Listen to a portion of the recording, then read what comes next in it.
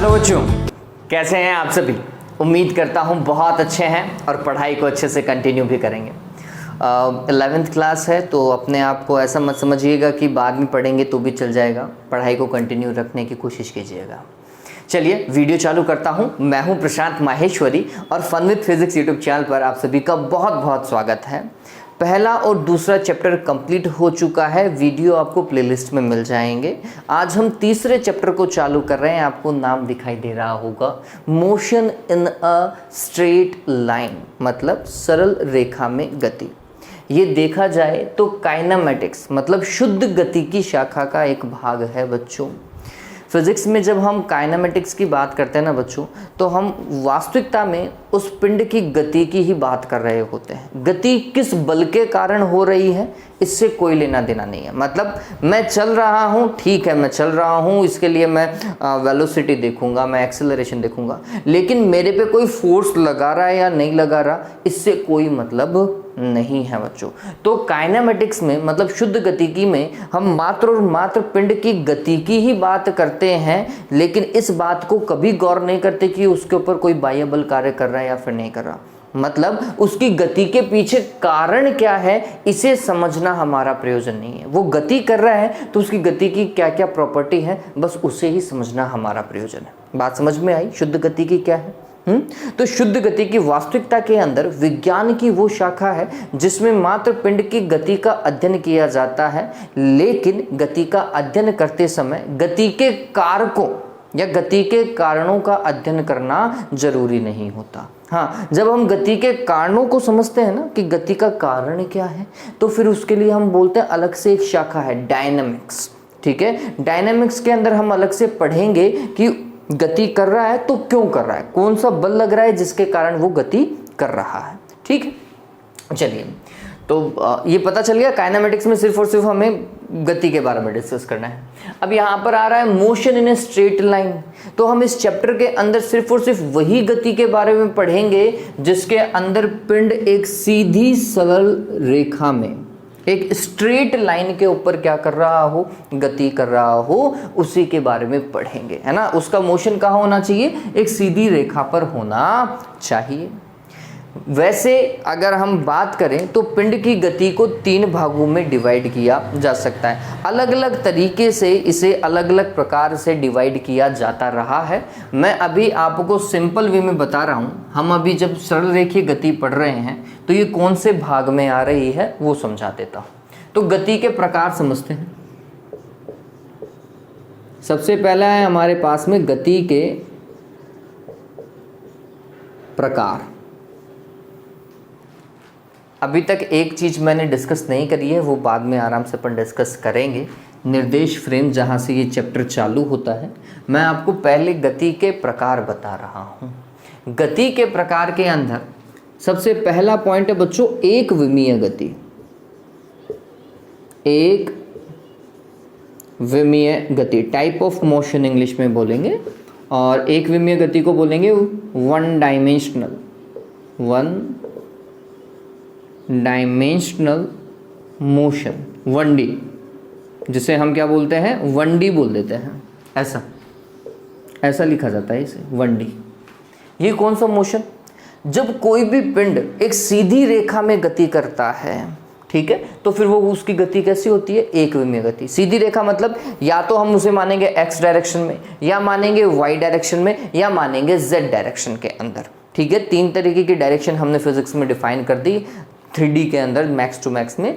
1D 2D और 3D में अगर कोई पिंड x ही डायरेक्शन में, एक टाइम पे एक ही डायरेक्शन में, x ही डायरेक्शन में जा रहा हो, या फिर y में ही जा रहा हो, या फिर z में ही जा रहा हो, तीनों में से किसी एक में ही गति कर रहा हो, तो फिर उस पिंड की गति को क्या माना जाता है, एक विमीय गति माना जाता है बच्चों।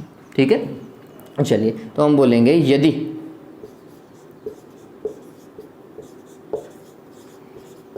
पिंड सरल रेखीय गति करता है तो पिंड की गति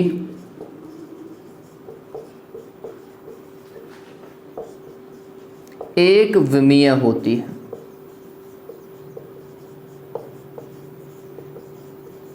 तो पिंड की गति कैसी मानी जाती है? एक विमीय मानी जाती है, वो एक विमीय गति है। एग्जाम्पल से अगर आप समझें तो क्या हो, लेट्स सपोज करो मेरे हाथ में कोई गेंद है, ठीक है, और उस गेंद को, चलो ये मार्कर का ये कैप है, इस मार्कर के कैप को मैं क्या कर रहा हूँ, ऐसा छोड़ दे रहा हूँ, है ना, ऐसा छोड़ दिया, ये सीधा नीचे की ओर आएगी।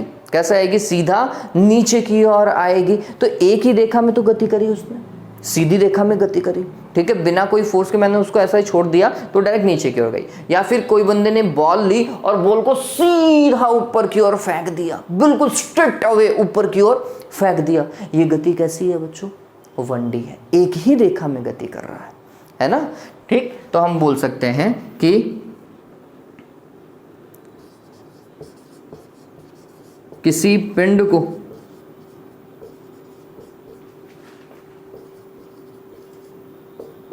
ऊर्ध्वतः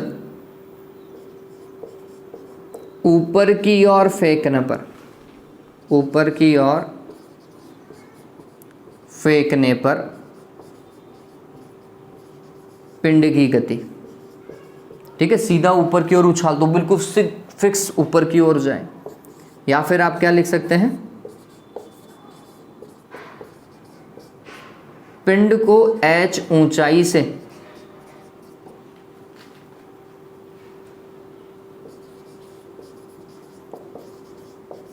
मुक्त करने पर पिंड की गति। या फिर और भी बहुत सारे एग्जाम्पल हो सकते हैं, जैसे कोई रेलगाड़ी एक सीधी पटरी पर ही जा रही है, कोई कार एक सीधी ही रोड पर जा रही है, तो कार की गति क्या होगी? एक विमीय गति होगी। और आप कैसा मान सकते हैं, लेट्स सपोज करो मेरे पास में एक स्प्रिंग है ना, एक स्प्रिंग है, ऐसा कनेक्टेड है, ठीक, और इस स्प्रिंग के ऊपर मैं एक द्रव्यमान लगा दूं, ऐसा कोई द्रव्यमान है, कोई पिंड रख देता है। अब हमने क्या किया, इसको दबाया और दबा करके छोड़ दिया, क्या होगा? या तो ये ऊपर की ओर जाएगा, फिर नीचे की ओर जाएगा, फिर ऊपर की ओर जाएगा, फिर नीचे की ओर आएगा, ठीक है। तो स्प्रिंग के ऊपर अगर किसी पिंड को रख देते हैं तो स्प्रिंग भी एक विमीय गति का ही एक उदाहरण बन जाता है, या फिर उस पिंड की गति भी एक विमीय गति कहलाती है। तो ऐसे बहुत सारे उदाहरण हम देख सकते हैं किसमें? एक विमीय गति में, ठीक है। ये एक विमीय गति हुई। इसके बाद में द्विविमीय गति,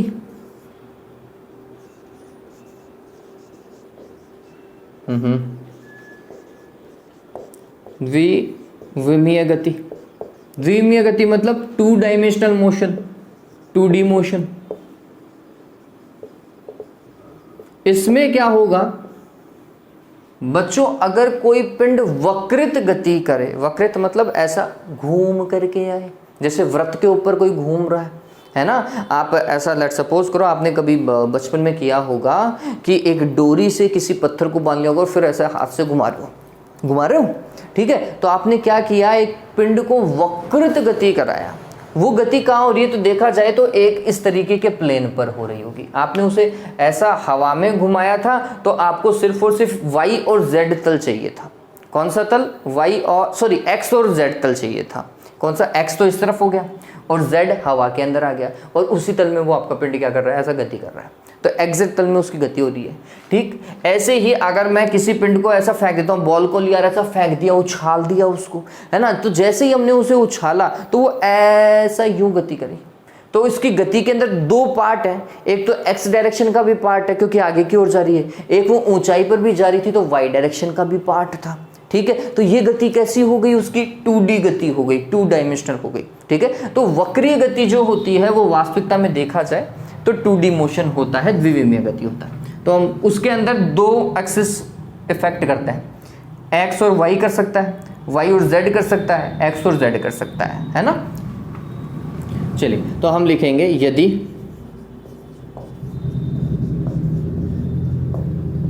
पिंड की गति का पथ कैसा हो? वक्रीय हो, वक्रीय हो, तो यह गति द्विविमीय गति होगी। कैसी गति होगी? द्विविमीय गति होगी। द्विविमीय गति के एग्जाम्पल सबसे बेस्ट एग्जाम्पल तो है प्रोजेक्टाइल मोशन, प्रक्षेप्य गति, जो आप पढ़ेंगे नेक्स्ट चैप्टर में आएगा, प्रक्षेप्य गति।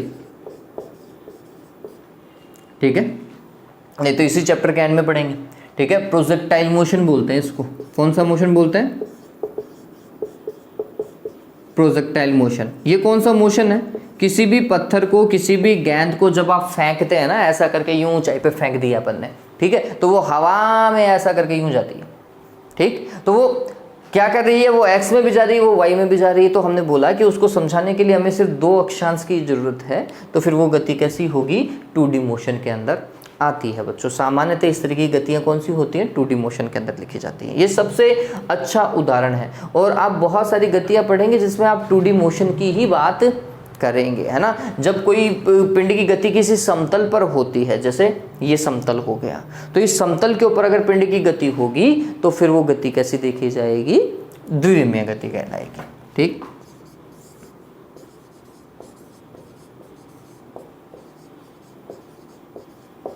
किसी समतल पर पिंड की गति,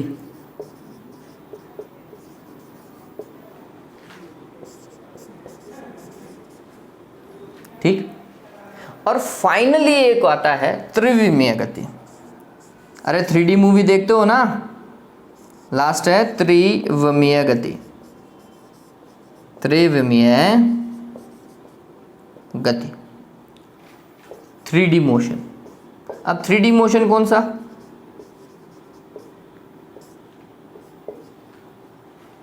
देखो, प्रोजेक्टाइल मोशन में मैंने गेंद को हवा में उछाला था, वो बात ठीक है, लेकिन उस गेंद की गति को प्रदर्शित करने के लिए मेरे को सिर्फ एक टाइम पे दो निर्देशांक चाहिए थे। या तो मेरे को चाहिए था XY, या मेरे को चाहिए था YZ, या मेरे को चाहिए था ZX या XZ। ठीक है, ये दो ही एक टाइम पे, इनमें से कोई भी दो ही चेंज होता। ठीक है, या तो वो पूरी गति XY में देखते, या पूरी गति हम YZ में देखते, या पूरी गति हम ZX में या XZ में ही देखते। ठीक है, तीनों निर्देशांक चेंज नहीं होते हैं उसमें, इसलिए वो 2D गति है। लेकिन लेट सपोज करो कोई मधुमक्खी या कोई मक्खी हवा में गति कर रही है। ठीक है, पहले यहाँ है, फिर यहाँ है, फिर यहाँ है। तो जब कोई पिंड हवा में इस तरीके से गति करता है कि तीनों निर्देशांक चेंज होते हैं, X भी, Y भी और Z भी चेंज हो जाता है, तो फिर उस पिंड की गति कैसी होती है बच्चों? कैसी? त्रिविमीय गति होती है। कैसी होती है?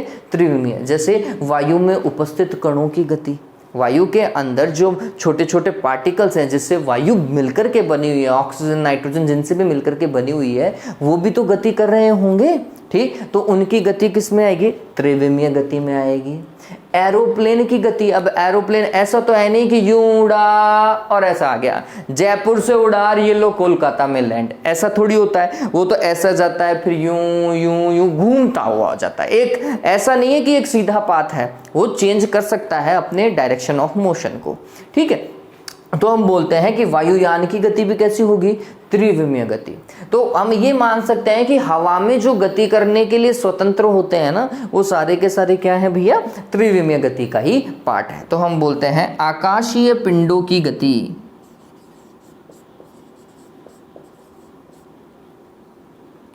आकाश में गति त्रिविमीय गति कहलाती है। ठीक है, इसके एग्जाम्पल दोगे तो क्या दोगे? वायुयान। ठीक है, वायुयान की गति, और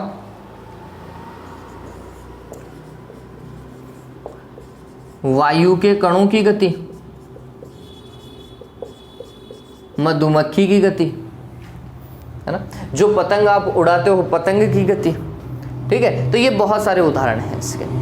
ये क्लियर हुआ? गति तीन तरीके की थी, पता चल गई। तो तीनों पार्ट ध्यान में रखिए, एक विमीय, द्विविमीय और त्रिविमीय। हम कौन सा डिस्कस करने वाले हैं आज वाले में? आज मतलब इस चैप्टर के अंदर हम एक विमीय गति को डिस्कस करेंगे और नेक्स्ट चैप्टर के अंदर हम द्विविमीय गति को डिस्कस करेंगे। हमारा अभी वाला चैप्टर सिर्फ एक विमीय गति से रिलेटेड है। ठीक है, चलो इस चीज को उतारो, फिर आगे देखते हैं। जल्दी से उतार लीजिए इस चीज को।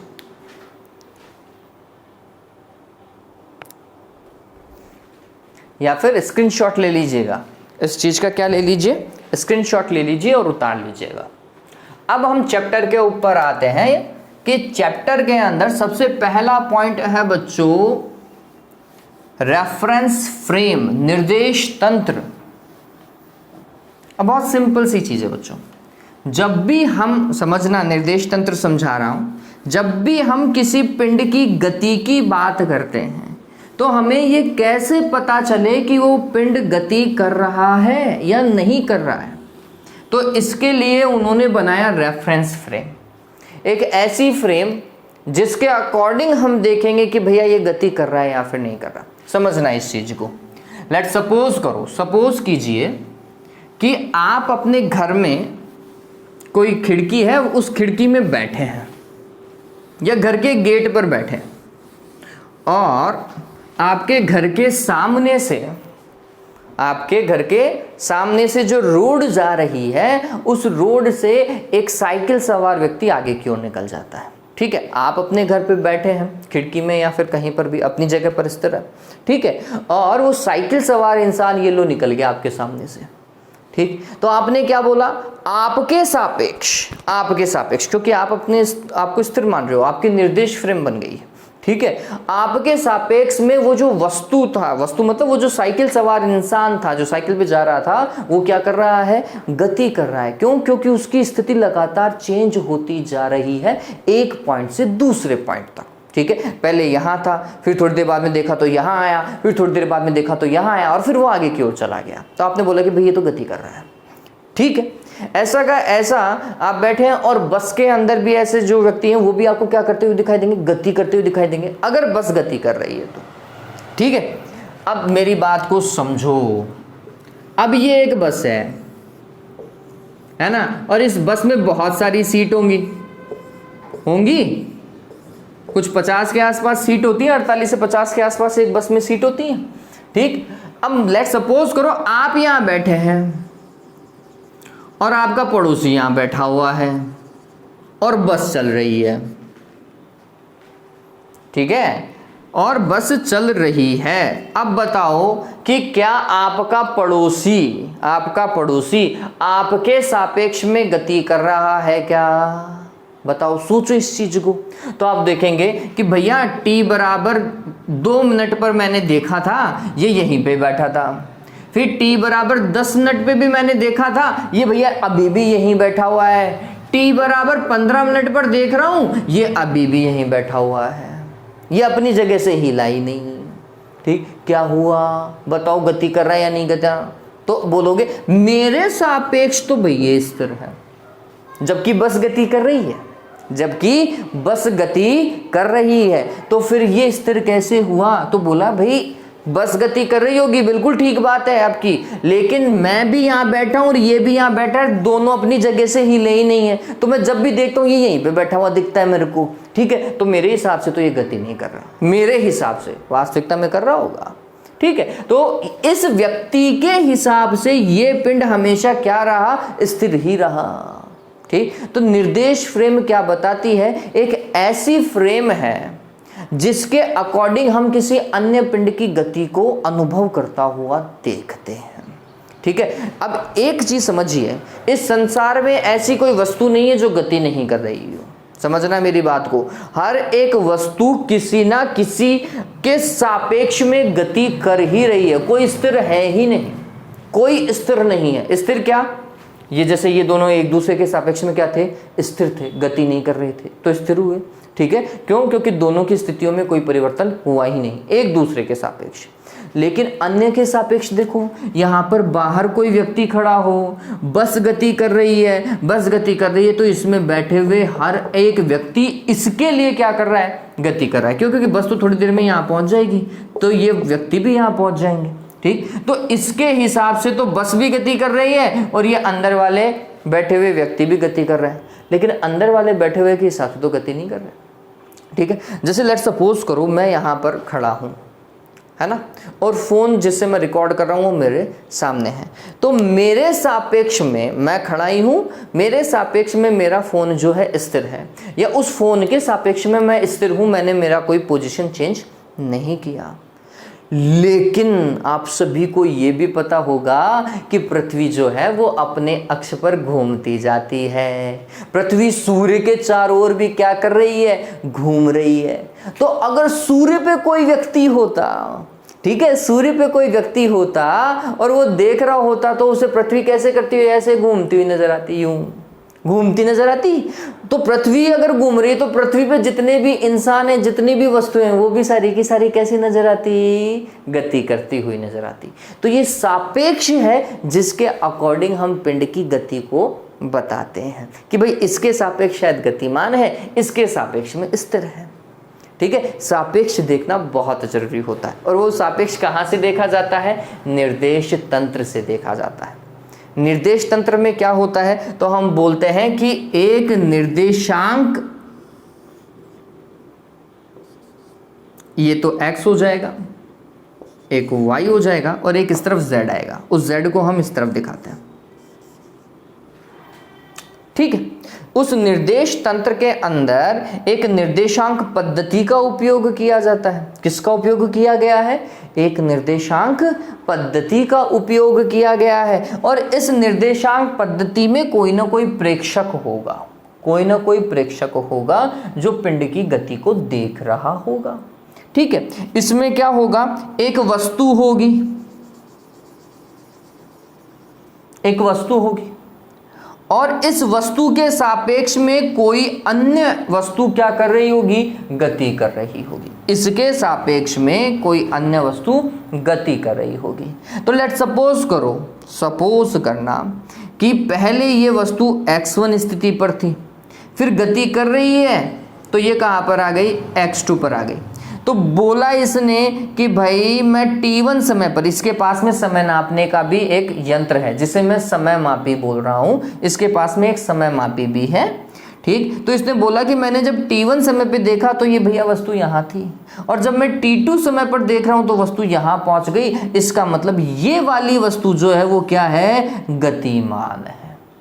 ठीक है, अब इसी के सापेक्ष में ये वस्तु स्थिर कब होती, तो बोलता कि जब मैं t1 पे देख रहा था तब भी ये यहीं थी, और जब मैं t2 पे देख रहा हूं तब भी ये यहीं पड़ी हुई है। तो इसका मतलब ये स्थिर है, तो ये स्थिर है। ये बात ध्यान में रखना। ठीक, तो ये चीज ध्यान में रखिए कि किसी एक के सापेक्ष के अंदर हमें वस्तु की गति का वर्णन करना होता है, और उस सापेक्षिकता को प्रदर्शित करने के लिए हमें एक निर्देश तंत्र और एक समय मापी की क्या पड़ती है, आवश्यकता पड़ती है। ठीक, तो निर्देश तंत्र और समय मापी मिलकर के क्या बनाते हैं, एक निर्देश फ्रेम बनाते हैं। ठीक है, एक निर्देश तंत्र बनाते हैं।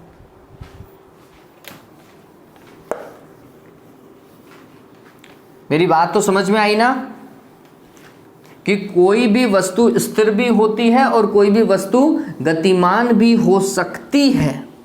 ये डिपेंड करता है कि आप किसके सापेक्ष में उसकी गति का वर्णन करना चाहते हैं। ठीक है, चलिए, तो यहां पर मैं लिख देता हूं, ये चीज हमेशा ध्यान में रखना। किसी पिंड की गति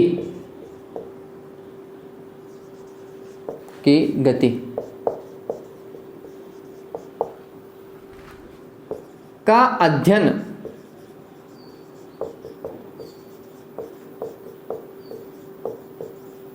करने हेतु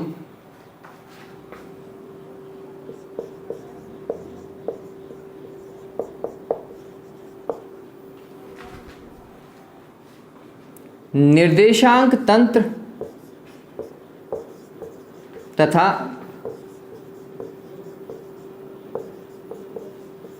समय मापी से निर्मित फ्रेम का उपयोग किया जाता है।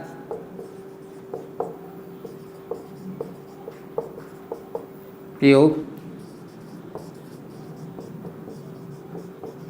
किया जाता है, जिसे निर्देश फ्रेम कहते हैं।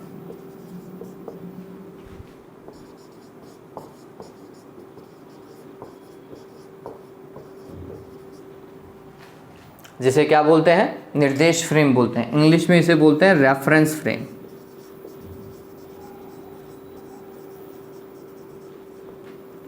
रेफरेंस फ्रेम बोलेंगे इसे इंग्लिश में। इस चीज को हमेशा ध्यान में रखना, ठीक है। सापेक्षिकता देखी जाती है। अब स्थिर एवं गतिमान वस्तु के बारे में बात कर लेते हैं कि कौन सी वस्तु को हम स्थिर मानेंगे और कौन सी को गतिमान मानेंगे, ठीक है। तो स्थिर एवं गतिमान पिंड,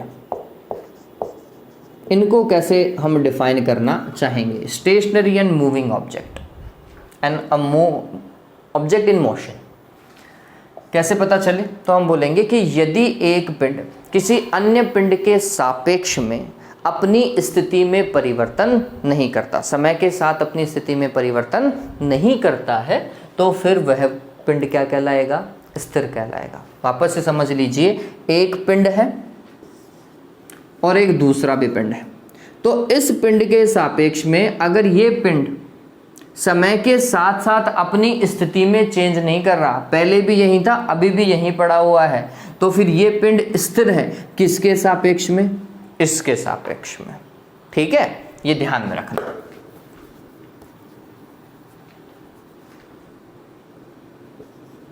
यदि कोई पिंड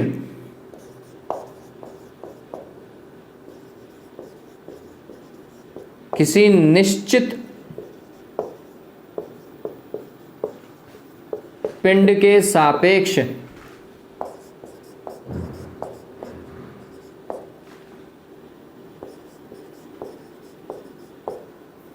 किसी निश्चित पिंड के सापेक्ष समय के साथ अपनी स्थिति में परिवर्तन नहीं करता,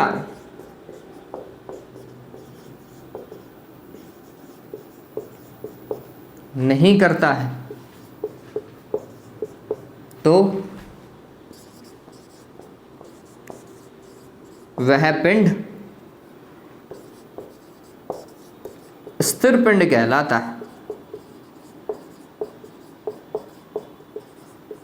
है ना। अगर कोई ऑब्जेक्ट अपनी पोजीशन में चेंज नहीं कर रहा है टाइम के अकॉर्डिंग, तो फिर हम बोलेंगे कि वो ऑब्जेक्ट क्या होगा, स्टेशनरी होगा। फिर गतिमान के लिए हम बोलेंगे क्या भाई,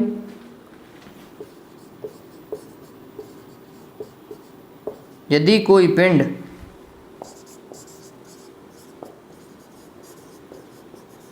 किसी अन्य पिंड के सापेक्ष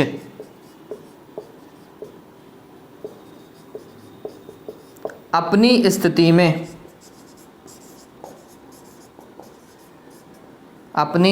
में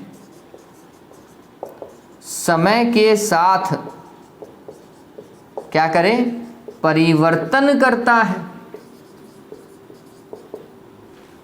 परिवर्तन करता है, तो वह पिंड गतिमान कहलाता है। तो वह पिंड क्या कहलाएगा, गतिमान कहलाएगा, है ना। If any object is moving और changing its position with respect to time, then the object will be in motion, ठीक है। अगर कोई ऑब्जेक्ट अपनी पोजीशन को, अपनी स्थिति को लगातार चेंज करता जा रहा है टाइम के अकॉर्डिंग और किसी अदर ऑब्जेक्ट के अकॉर्डिंग, तो फिर हम बोलेंगे कि भैया वो पिंड क्या कर रहा है, वो ऑब्जेक्ट क्या कर रहा है, गति कर रहा है, वो स्थिर तो नहीं है, ठीक है। तो ये चीज़ उतार लो एक बार के लिए जल्दी से, और स्क्रीनशॉट लेना चाहो तो स्क्रीनशॉट ले सकते हो।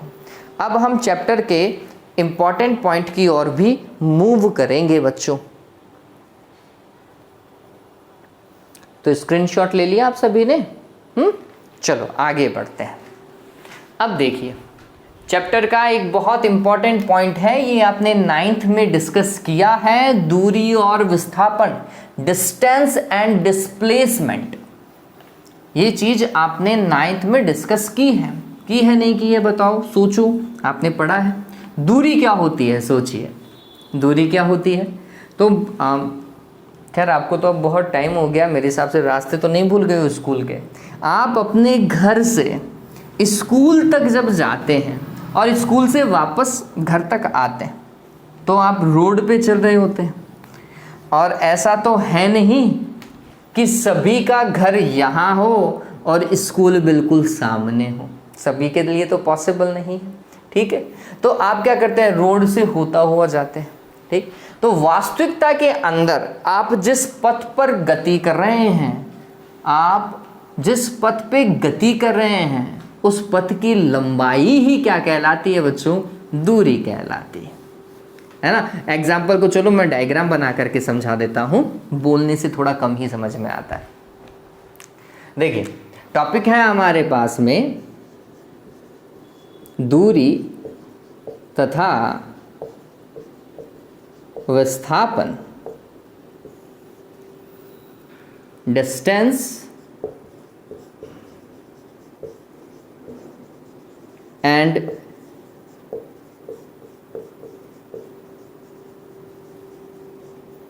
डिस्प्लेसमेंट। देखो क्या होता है, लेट्स सपोज कीजिए ये स्कूल है ना, और ये आपका घर है, होम। सुबह 7 बजे 7:30 बजे, स्कूल 8 बजे की है, आप अपने घर से निकले, ठीक। घर से निकले तो रोड कुछ ऐसे जा रही थी, फिर ये रोड कुछ ऐसा गई, और फिर ये रोड कुछ ऐसा गई। मैं तो बहुत सिंपल सिनेरियो ले रहा हूँ, ऐसा जा करके गई, सीधी रोड तो नहीं थी, ठीक है। तो ये जो आप ट्रैवल कर रहे हैं, ऐसा चल रहे हैं, जिस पाथ के ऊपर आप चल रहे हैं, आप वास्तविकता के अंदर एक निश्चित दूरी तय कर रहे हैं। आप क्या तय कर रहे हैं, दूरी तय कर रहे हैं, ठीक। ये दूरी है जिसके ऊपर कोई भी व्यक्ति एक स्थान से दूसरे स्थान तक जाता है। लेट्स सपोज करो मेरे को जयपुर से कोलकाता जाना हो, जयपुर से अहमदाबाद जाना हो, जयपुर से कानपुर जाना हो, तो मैं क्या सीधे ही पहुंच जाऊंगा कि ये ले जयपुर और ये ले कोलकाता, या ये ले जयपुर और ये ले कानपुर? नहीं भैया, पॉसिबल नहीं है। ऐसी तो सीधी कोई रोड तो जाती ही नहीं है ना। अपन ऐसे बोलते हैं ये ले, ये तो सीधा ही है।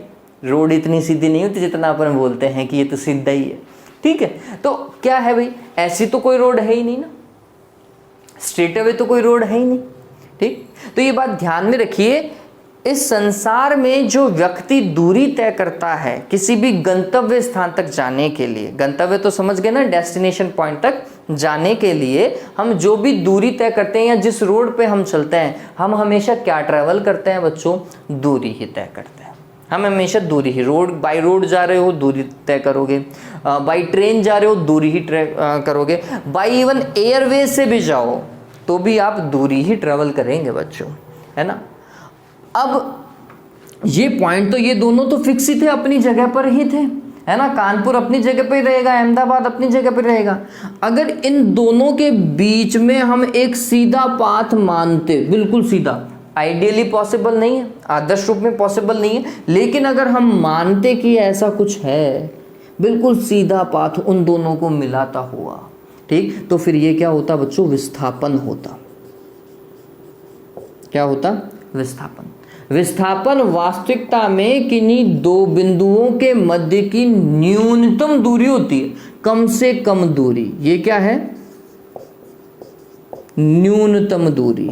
इससे कम दूरी पॉसिबल नहीं है बच्चों, ठीक है। तो विस्थापन वास्तविकता में किन्हीं दो बिंदुओं के मध्य की न्यूनतम दूरी होती है, ठीक है, और लंबवत होती है, सीधी सरल रेखा में होती है, ये विस्थापन होता है। और विस्थापन सदिश होता है क्योंकि इसकी एक दिशा है कि भैया होम से शायद नॉर्थ साउथ डायरेक्शन के अंदर, नॉर्थ साउथ तो कैसे हो सकता है, नॉर्थ ईस्ट डायरेक्शन या नॉर्थ वेस्ट डायरेक्शन के अंदर, है ना, क्या है, स्कूल है। ये वैसे कौन सी डायरेक्शन है, तो मैं बोलूँगा नॉर्थ वेस्ट डायरेक्शन है।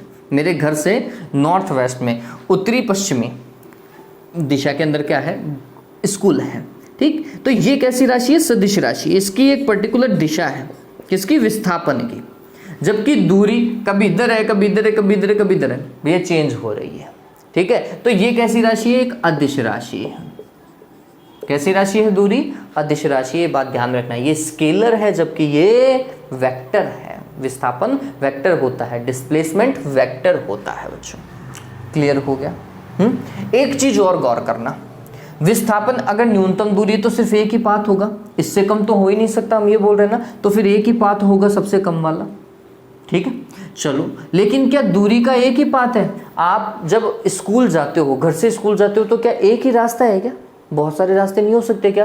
पता चले ये रास्ता ऐसे जा रहा था, शायद एक रास्ता इससे होता हुआ ऐसा भी जा रहा हो और फिर ऐसा घूम करके आ रहा हो, ऐसा भी रास्ता होगा। एक ऐसा भी रास्ता हो सकता है यूं जा करके भी आ रहा हो।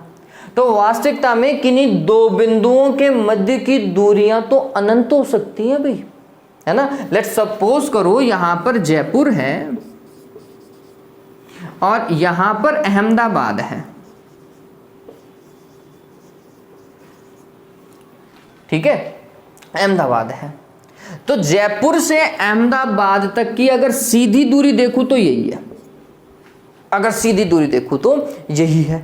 लेकिन कोई जरूरी है कि मैं जयपुर से डायरेक्ट ही अहमदाबाद ही जाऊं? भाई ये भी तो पॉसिबल था, मैं भाई घूमता घुमाता जाऊं, मैं पहले यूपी जाऊं, फिर मैं एमपी जाऊं और फिर मैं अहमदाबाद आऊं। ठीक था, ऐसा पॉसिबल है? ठीक नहीं भाई, मैं तो जाऊंगा शिमला पहले, है ना, और फिर जाऊंगा गोवा और फिर आऊंगा अहमदाबाद। अरे मेरे पे डिपेंड करता है मैं कौन सा पार्ट ट्रैवल करूं, है ना, मेरे को कैसे जाना है।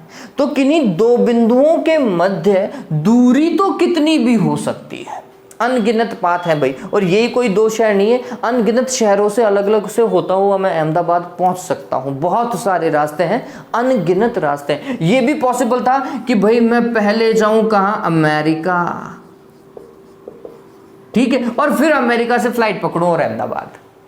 ठीक है, पैसे ज्यादा होंगे तो ये भी करूंगा, ठीक, तो ये भी तो पॉसिबल था। तो अनगिनत रास्ते हैं, ये बात ध्यान में रखना। तो किन्हीं दो बिंदुओं के मध्य दूरियां अनंत हो सकती हैं जबकि विस्थापन एक ही है, क्योंकि न्यूनतम है ना भाई, इससे छोटा हो नहीं सकता, तो एक ही पाथ यूज करना पड़ेगा। ठीक है, विस्थापन एक ही होता है, दूरियां अनंत हो सकती है, ये ध्यान में रखना। क्लियर है ये बात? चलिए तो लिख लेते हैं इस चीज को। उम्मीद करता हूं अब ये चीज क्लियर हो गई होगी दूरी और विस्थापन के लिए। दूरी क्या है? वास्तविक पथ लंबाई है जो पिंड तय करता है। ठीक है,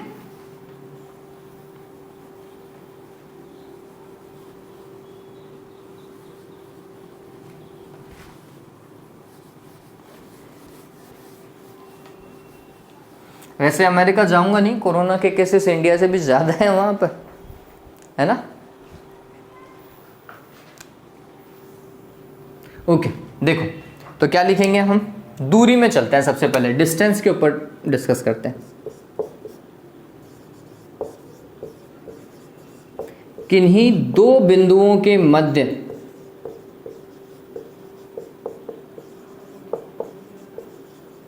मध्य दूरी वह वास्तविक पथ लंबाई है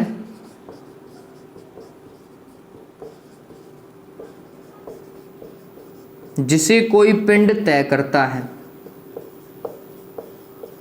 अरे वो दूरी पे तो चलेगा, जिसे कोई पिंड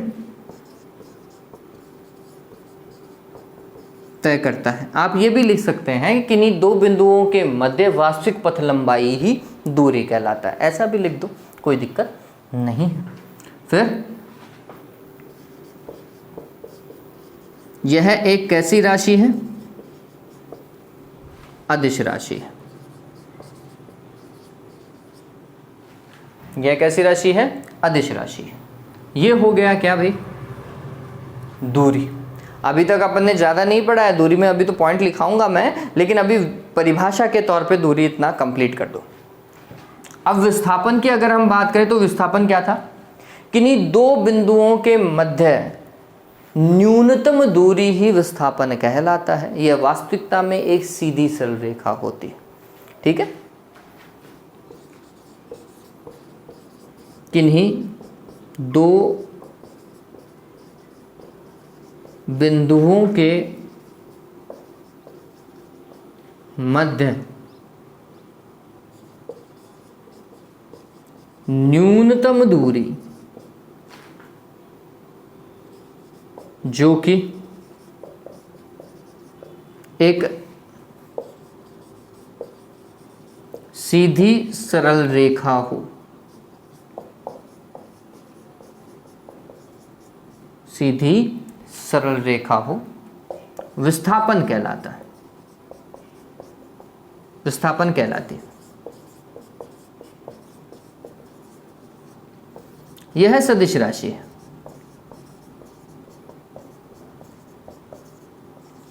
कैसी राशि है ये? सदिश राशि है विस्थापन। ये बात और ध्यान में रखना, विस्थापन प्रारंभिक और अंतिम बिंदु की स्थिति पे डिपेंड करता है बच्चों, है ना। प्रारंभिक बिंदु क्या है और अंतिम बिंदु क्या है, उस पर डिपेंड करेगा। कहने का मतलब समझिए, मैं ये बोल रहा हूँ यहाँ पर कोई ए लोकेशन है, यहाँ पर कोई बी लोकेशन है। कोई पिंड जाता है ए से कहाँ की ओर, बी पर, और फिर वापस से लौट करके आ जाता है कहाँ पर, ए पर। तो मेरे को ये बताओ कि इसने दूरी कितनी तय करी। तो हमने बोला पहले चला ए से लेकर बी और फिर चला बी से लेकर ए तक, तो हम बोलेंगे ए बी प्लस बी ए, ये दूरी है जो उसने तय करी। लेकिन अगर वो पिंड, विस्थापन की बात करना, चालू हुआ था ए से, फिर घूम फिर करके एंड में पहुंचा ए पर, प्रारंभिक और अंतिम स्थिति एक ही है। अगर प्रारंभिक और अंतिम स्थिति एक ही है बच्चों, तो इसका विस्थापन कितना होगा? जहां से चला था वहीं पर ही पहुंच गया, विस्थापन होगा 0। ये खास बात है। विस्थापन 0 भी हो सकता है, विस्थापन ऋणात्मक भी हो सकता है। विस्थापन 0 भी पॉसिबल है, विस्थापन माइनस का भी पॉसिबल है। माइनस का कैसे, वो देखो, यहां पर मैं सरल रेखा की गति मान रहे हैं अपन, ठीक है। तो ये 0 वाला पार्ट है, एक्स अक्ष मानो ये 0 है, यहाँ पे 1, यहाँ पे 2, यहाँ पे 3, यहाँ पे 4, यहाँ पे 5, ठीक। यहाँ पे माइनस का 1, यहाँ पे माइनस का 2, यहाँ पे माइनस का 3। डन। चलो, एक पिंड जो है वो यहाँ से चालू हुआ, गया कहाँ पर, यहाँ पर गया। ए से चालू हुआ, बी पर पहुंचा और बी से लौट करके आ गया सी पर, ठीक है। कैसे जा रहा है, ए से बी जा रहा है और बी से जा रहा है सी। तो क्या होगा वो समझना बच्चों, वो बोलेगा, समझना इस चीज को, ए से लेकर बी तक पॉजिटिव जा रहा था। कैसा जा रहा था, पॉजिटिव जा रहा था। तो ये प्लस की एक्स डायरेक्शन में लिखी जाती है इसकी डिस्टेंस। प्लस की एक्स डायरेक्शन में आपको याद हो, आपको सदिश पढ़ा रखा है मैंने, आई कैप लिखते हैं कितने पे, 1 2 3 4 5, ठीक। तो ए से वो कहाँ गया, बी पर गया ना, तो आप लिखोगे 5 आई कैप। क्या लिखोगे, 5 आई कैप, ठीक है। अब वो देखो उल्टी डायरेक्शन में जा रहा है, यू माइनस की आई कैप में, और कितना चला, 1 2 3 4 5 6 7 और 8, माइनस का 8 आई कैप बराबर कितना, माइनस का 3 आई कैप। अगर धनात्मक एक्स में जा रहा था तो प्लस का, ऋणात्मक एक्स में जा रहा है तो माइनस का, ठीक है। फाइनल कितना हुआ, माइनस का 3 आई कैप। मतलब विस्थापन तो माइनस का भी पॉसिबल है, ठीक है। लेकिन दूरी देखो इसी में ही, ए से गया कितना, बी तक 5, बी से गया कितना, सी तक 8। दिशा से कोई लेना देना नहीं है ना मेरा। कितना आ जाएगा रे, 13 आएगा क्या, 13 मीटर आएगा। तो दूरी सदैव पॉजिटिव ही होगी, लेकिन विस्थापन 0 भी हो सकता है और माइनस का भी हो सकता है और प्लस का भी हो सकता है, ठीक है। ये भी खास बात है विस्थापन की। पता चल गया? इस चीज को ध्यान में रखें आप। आपको विस्थापन सदिश, स्थिति सदिश में पढ़ा चुका हूं, आपको पता होने चाहिए। चलिए, तो अब हम काम करते हैं गोल्डन पॉइंट्स के।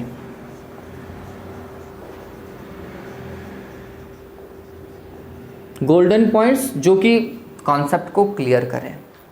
तो पहली चीज आपको पता होनी चाहिए कि दूरी अदिश राशि है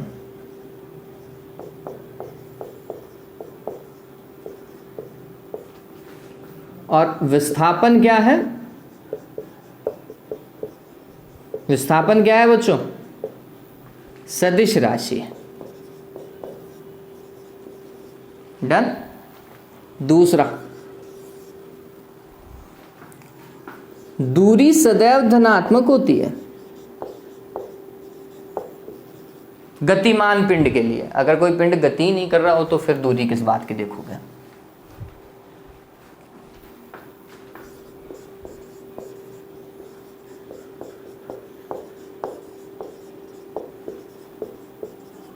गतिमान पिंड हेतु दूरी सदैव धनात्मक होती है,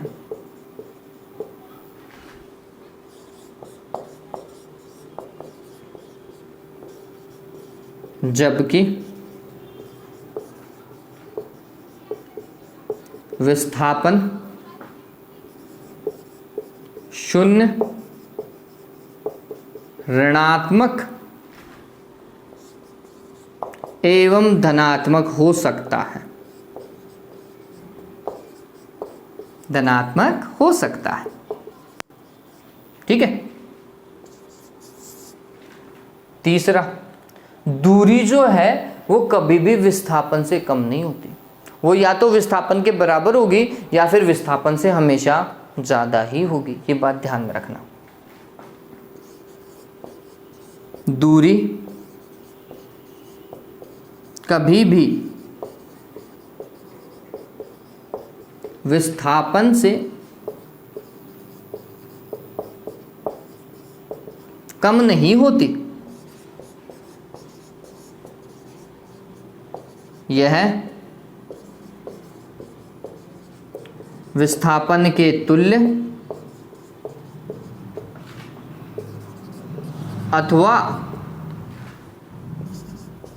अथवा इससे अधिक ही होगी, अधिक ही होगी। इस चीज को बच्चों ऐसा लिखा जाता है, जो दूरी है ना वो वास्तविकता में या तो ज्यादा होगी या बराबर हो सकती है किसके? विस्थापन के परिमाण के, ठीक है, विस्थापन के परिमाण के। पता चल गया ना, या तो ज्यादा है या बराबर है, लेकिन कम नहीं है।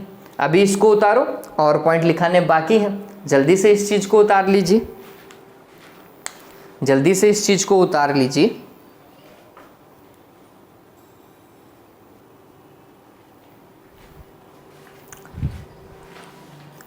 स्क्रीनशॉट ले लिया होगा? ओके। फोर्थ पॉइंट है, दूरी पथ पे निर्भर करती है ना। जैसा पथ लोगे वैसे दूरी कम और ज्यादा हो सकती है, लेकिन क्या विस्थापन पथ पे निर्भर करता है? आंसर है कभी नहीं। विस्थापन कभी भी पथ पे निर्भर नहीं करता। इस चीज को ध्यान में रखना। ये जो गोल्डन पॉइंट्स है ये अंतर भी हो गए हैं, ठीक है। दूरी और विस्थापन में अंतर अगर लिखोगे ना तो इन्हीं पॉइंट्स को लिख दीजिएगा। क्या भाई? दूरी पथ पर निर्भर करती है,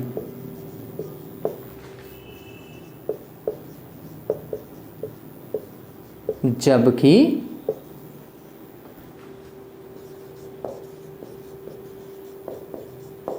विस्थापन पथ पर निर्भर नहीं करता।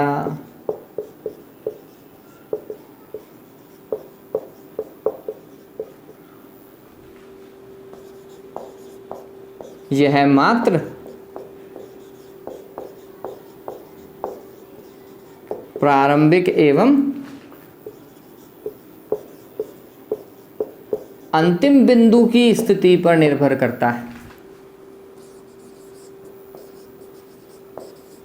बिंदु की स्थिति पर निर्भर करता है। ठीक है, डन हुआ। और एक जो मैंने आपको बताया था वो अहमदाबाद, जयपुर, कानपुर वाला एग्जाम्पल लेकर के, क्या भाई, किन्हीं दो बिंदुओं के मध्य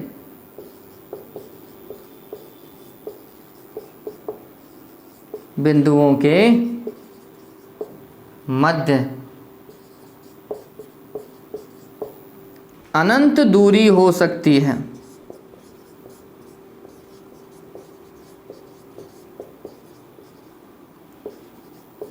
जबकि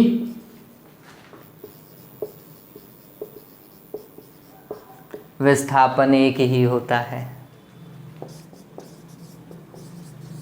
एक ही होता है। ये चीज हमेशा ध्यान में रखना, इस चीज को हमेशा दिमाग में रखेंगे कि विस्थापन एक ही होगा, जबकि दूरियां तो कितनी भी हो सकती है, डिपेंड करता है कि आप कौन सा पथ चूज कर रहे हैं। ठीक है, चलो इस चीज को उतार लो, फिर न्यूमेरिकल करवाता हूं मैं आपको। जल्दी से इसे उतारें, जल्दी से इसे उतार लीजिए और स्क्रीनशॉट ले लो।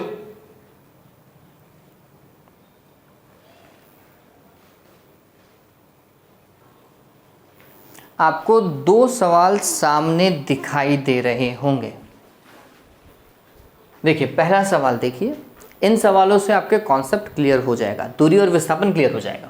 देखो क्या है, एक कण मूल बिंदु से प्रारंभ होकर, मूल बिंदु तो समझ गए ना, जैसे ऐसा मान लेते हैं ये मूल बिंदु, ठीक है, मूल बिंदु से प्रारंभ होकर 20 मीटर, 0 पर जाता है। तो हमने बोला मूल बिंदु ओ ही मान लेते हैं और 20,0 है बच्चों, 20,0 मतलब प्लस का एक्स डायरेक्शन में, यहाँ पर मान लिया अपन ने, ये निर्देशांक यहाँ पर होगा एक्स अक्ष पर। अरे ये तो पता चल गया ना, x तो 20 हो गया, y 0 है तो x अक्ष पर ही होगा भाई, यहाँ पर पहुँचता है वो, A पॉइंट मान लेता हूँ, ठीक। और उसी रेखा पर स्थित बिंदु -20 मीटर 0 पर लौट आता है। इसी रेखा पर स्थित एक बिंदु है जिसके निर्देशांक ये हैं -20 बच्चों, -20 तो बिल्कुल विपरीत छोर पे हो गया क्या इधर। अरे निर्देशांक पद्धति तो आती है ना, ग्राफ तो आपने बनाए थे ना, बस ग्राफ ही बनाना है आपको।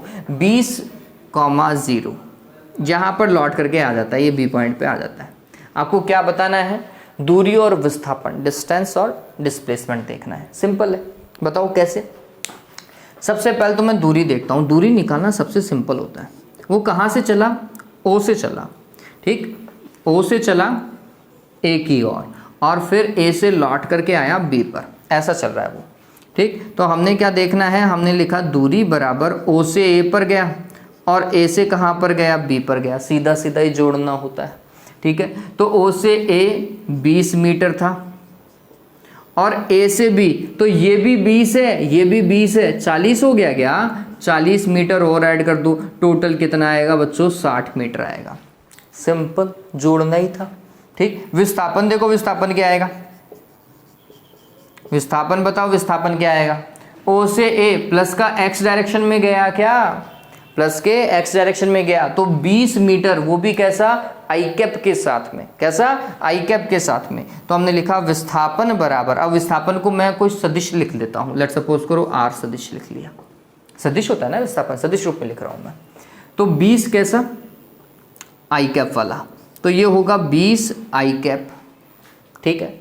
फिर ए से वो कहाँ गया, बी की ओर गया, तो मैं इसको एक बार सदिश में डालू क्या, ओ से ए सदिश और ए से बी सदिश, ठीक है। तो ओ से ए देखो, ओ से ए अभी मैंने बताया था 20 आई कैप प्लस ए से बी, बच्चों माइनस की एक्स डायरेक्शन में गति कर रहा है और कितना चल गया, 40 चल गया क्या, 20 यहाँ का 20 यहाँ का 40 चल गया, लेकिन माइनस की डायरेक्शन में, तो हमने लिखा माइनस का 40 आई कैप। अगर इसे देखोगे तो ये लिखा जाएगा 20 आई कैप माइनस 40 आई कैप, टोटल कितना हो गया रे, माइनस का 20 आई कैप हुआ गया। विस्थापन देखो उसका कैसा आया, माइनस का आया है, मीटर लगा दो भाई, मात्र क्या आएगा, मीटर आएगा, डन। तो इस तरीके से विस्थापन निकलेगा बच्चों, सदिश रूप में निकाल सके विस्थापन तो बेहतर होगा, अदरवाइज 20 लिख दीजिएगा, माइनस का 20, ठीक है। ओके, इस वाले केस के अंदर देखो, इस वाले केस में क्या बोल रहे हैं कि एक कार O से D की और इस पथ का अनुसरण करती है, O A B C D पथ के अनुदिश गति करती है। वापस से दूरी और विस्थापन निकालना है। O देखो यहाँ पर, D फाइनल पॉइंट आपको दिखाई दे रहा होगा, दिखाई दे रहा है।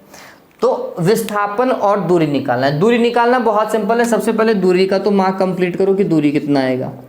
क्या भाई, तो हम बोलेंगे दूरी होगा OA plus AB plus BC और प्लस CD, यही होगा। OA की कितनी वैल्यू है, 8 है।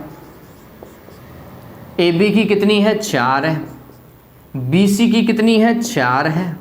CD की कितनी है, 1 है। देखो 8 8 16 और 1 17 आ गया क्या, 17 किलोमीटर मैं लिख सकता हूँ ये दूरी। ठीक, विस्थापन देखो, विस्थापन यहां से लेकर यहां तक की सीधी दूरी चाहिए।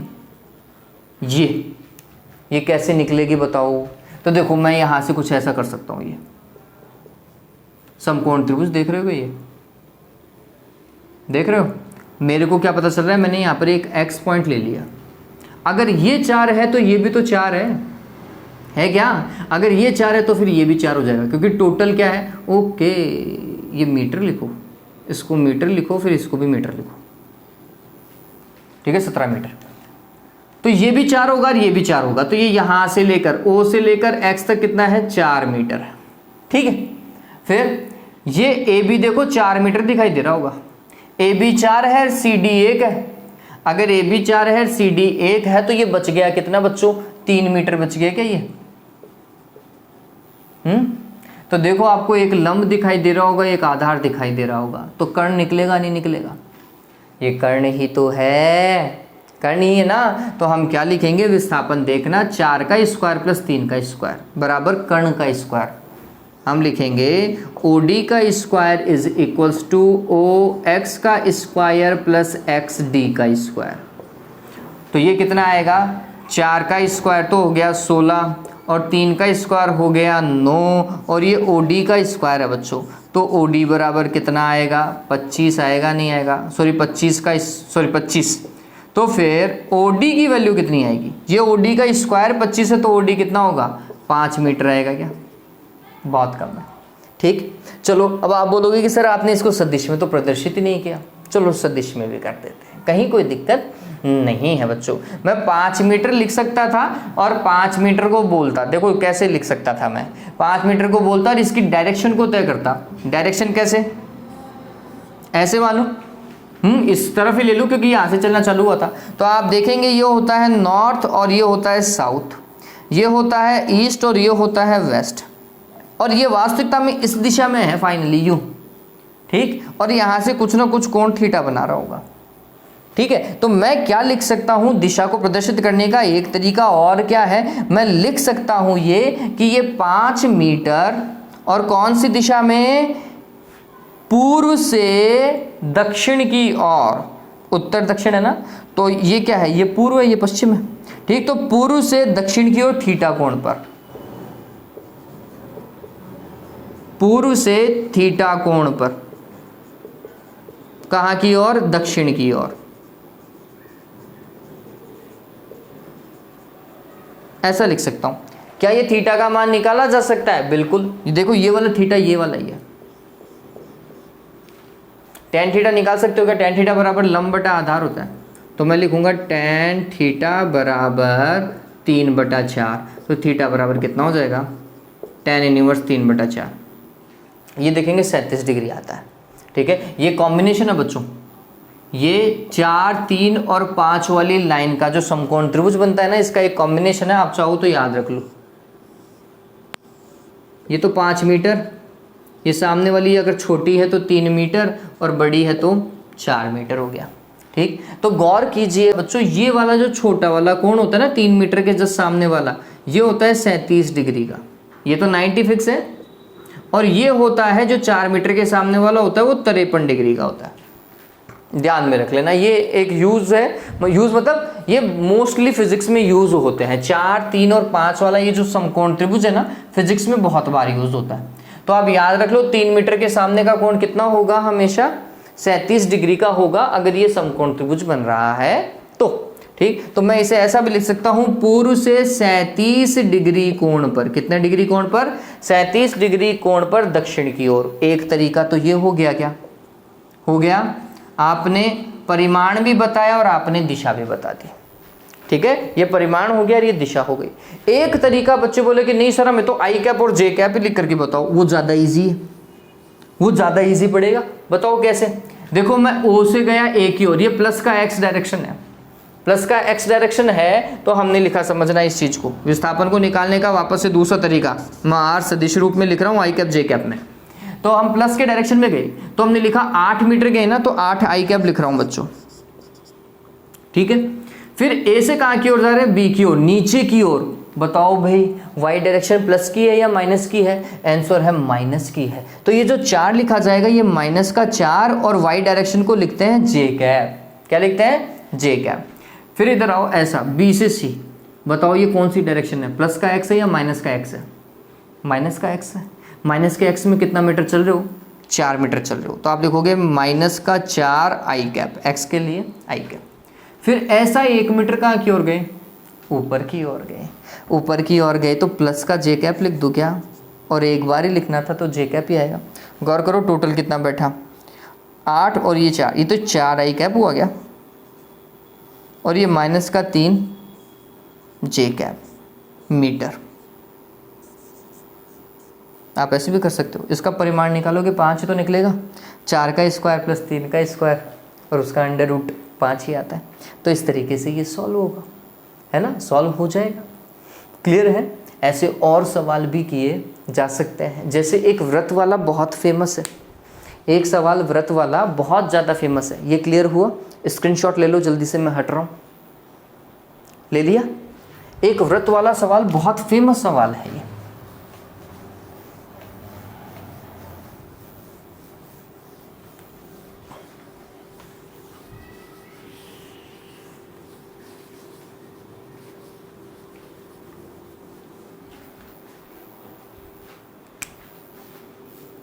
क्या भाई, ये मान लीजिए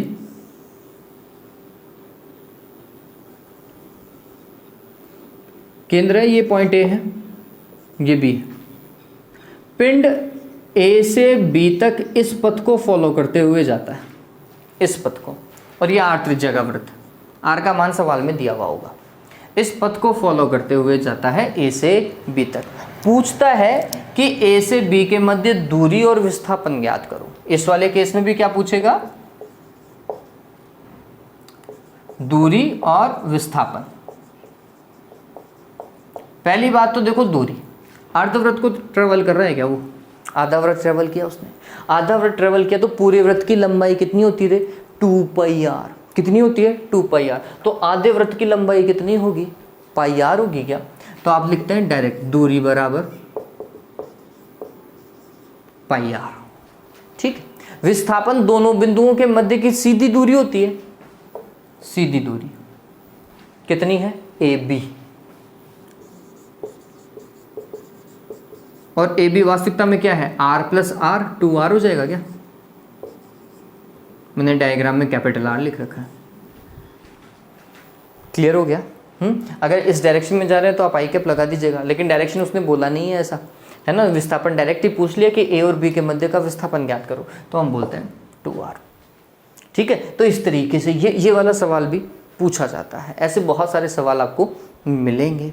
इस वीडियो के एंड में मैं कुछ क्वेश्चन स्क्रीनशॉट के अंदर डाल दूंगा, तो वो क्वेश्चन सॉल्व कर लीजिएगा, आपकी प्रैक्टिस हो जाएगी। चलिए आज के लिए बच्चों इतना ही है। उम्मीद करता हूँ दूरी और विस्थापन में किसी तरीके का कोई कन्फ्यूज़न नहीं रहा होगा। ठीक है। नेक्स्ट में हम चाल और वेग को डिस्कस करेंगे और बहुत सारे सवाल करने की कोशिश करेंगे। ठीक है। Have a good day, take care.